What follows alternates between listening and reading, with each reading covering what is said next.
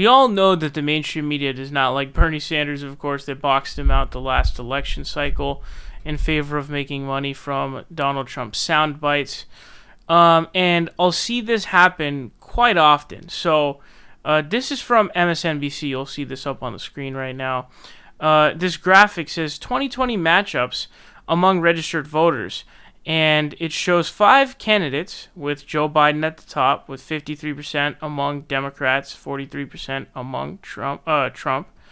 It shows Trump next to the Democrats, then it has Kamala Harris at 48%, Trump 46%, Elizabeth Warren 48 to 48.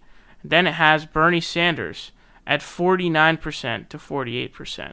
So what doesn't make sense here is why Bernie Sanders is number 4 on this list. It is not an alphabetically, set up list, so there's no reason for that, because obviously, there's just no alphabetical based on last name or first name for that matter. And Bernie has a higher favorability with Democrats than both Elizabeth Warren and Kamala Harris, in this poll, and Trump has, smaller.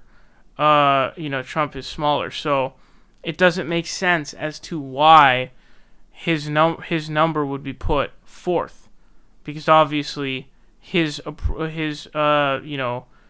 approval amongst Democrats is higher. So why is he at the 4th spot instead of the 2nd? I also saw an article, I believe it was from Politico, in which it said like Biden remains at the top, Harris and Warren tied for 3rd. It's like, okay, well, who's in the middle of those 3 people? Bernie Sanders at number 2. So it's crazy the way that the mainstream media does this, dude. Like, they find these really weird ways to omit Bernie Sanders by placing him lower. For fuck's sake, I've even seen newspapers or like the New York Times or Washington Post or someone, they had like a bar graph, and the fuckers gave Biden a disproportionately bigger bar graph on percentage. So it was like the percent graph, the percent difference was not accurately represented by the difference in the bar graph size. Like, it's honestly insane and psychopathic, or sociopathic, I should say, to the extent that these motherfuckers go to in some way penalize Bernie Sanders to, hinder his campaign. The biggest fuck up that the media did last time around, this really pissed me off, and it does to this day.